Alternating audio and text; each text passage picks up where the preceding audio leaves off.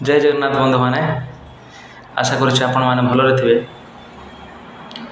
आज आपण मान पाखे गोटे वार्ता उपस्थापन करने चाहूँगी। वीडियो देखि सारी आपण मानकर विचार मत जनइबे। समस्ते आपण माने महाभारत देखिथिबे। महाभारतर शेष पर्यायर जितेबाला पितामह भीष्म को देह त्याग कर समय आसी जाइए आ पांडव मान सहित भगवान कृष्ण भी जाइए पाखक।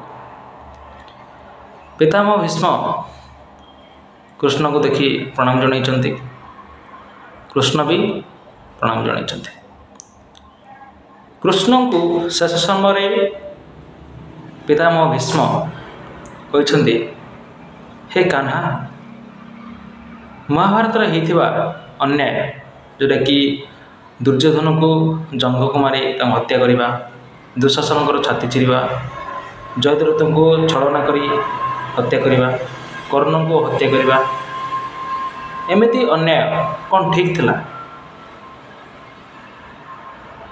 एक कथा शुणी कृष्ण टिके गंभीर हो जाइछन्ति शांत हो जाइछन्ति।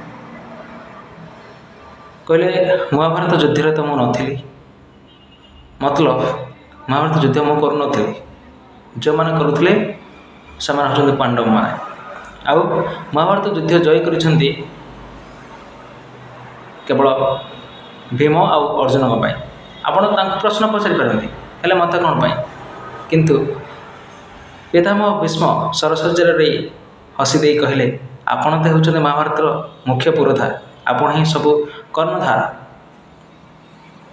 आपण ही महाभारत सृष्टि करछन्ती, महाभारत रचिछन्ती। ताला आपण पाखरु मु उत्तर चाहूँगी।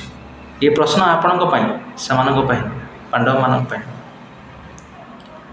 कृष्ण प्रश्नर उत्तर देवाक जाई कहते हाँ ये सब किसी अन्याय ठीक थिला। पितामह भीष्म कहते हे कृष्ण, हे वासुदेव, आपण ये कथा कहते महाभारत ये अन्याय और धर्म विरुद्ध से अधर्म कर सत, किंतु अधर्म को आपण धर्म क्षेत्र रहीकि समस्त धर्म ज्ञान देकी ये अधर्म करने आपण कौन पछाइलेनी? पितामह भीष्म को भगवान कृष्ण जन। तृतीय युगरे रामचंद्र रावण भली राक्षस को मारी किसी छलना करना कौन पाई?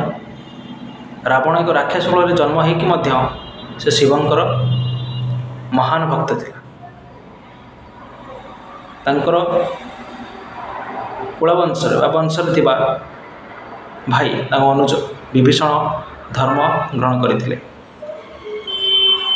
बालीपुत्र अंगद से भी धर्म ग्रहण करथिले, किंतु बाली अधर्म करथिबा को हत्या कला बा से मृत्युवरण कले। रावण भी से अधर्म करथिबा जो तांको सहित कौन छलना न करी मर्यादा पुरुषोत्तम रामचंद्र तांको वध करथिले। किंतु अतीत कथा को मन न पकाई वर्तमान समय रे कौन होउछि सेति प्रति ध्यान दे दरकार। जोटा कि कुरुवंश रे समस्त राजकुमार माने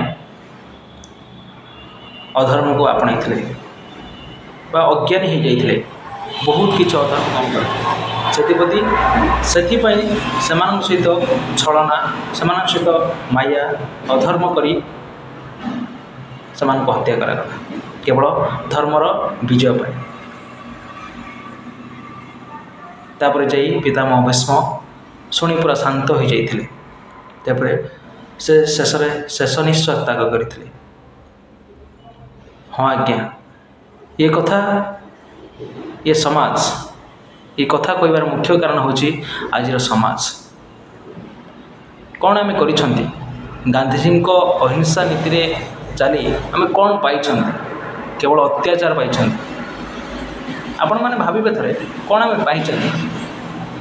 वर्तमान समाज एमती एक कुसंस्कार भितर बढ़ुछि, आम कौन धर्म करी पारि परिबा? धर्म कर कुसंस्कार को हटै पारिबा केबे भी नुहे। बर्तमान एमती समय जोटा कि अधर्म को अधर्म दंडरे ही दंडित करी हेब। अधर्म को अधर्म रे काटी परिबा, अन्याय को अन्याय बल काटी परिबा, छलना को छलना बल काटी परिबा। नहले आमे कौन से प्रकार पाइबा नहीं पारिबा नहीं केबे भी ये अधर्म को ये कुसंस्कार को केबे आमे हटै परिबा नहीं। आमे यदि धर्म मार्ग चलिबा कि सत् मार्ग चलिबा ये संसार आमको किसी करने दब नहीं। ये संसार हूँ असामाजिक हो गलानी, ये संसार कुसंस्कार हो गलानी, अधर्म पलटि गलानी।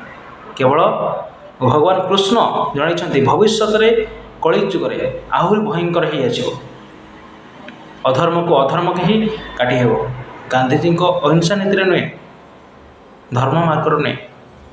पत्थर को पत्थर जमी काटी थाए सेमती अधर्म को अधर्म बाटर काटी पार, अहिंसा को अहिंसा धर्म काटी पार। हे तो से अहिंसा करने पछरे करने पर आमर जीवन चली जाओ, किंतु आमे निज निज पर लड़िबा। अधर्म को अधर्म कर काटी पार, मिछ को मिछ द्वारा काटी पार, सत्य को ही सेठी दंडित होउछन्ति। वर्तमान मिछ को मिछ को यदि काटी पार सीटा 100% करेक्ट, किंतु से क्षेत्र में जो क्षेत्र में मिछ कही गोटे दोषी निर्दोषी होची, सत कही गोटे निर्दोषी दोषी सब्यस्त होची।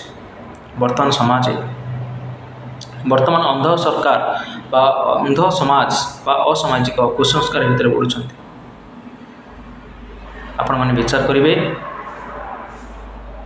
मु ठीक कहली कि भूल कहली। रहिली। राधे राधे।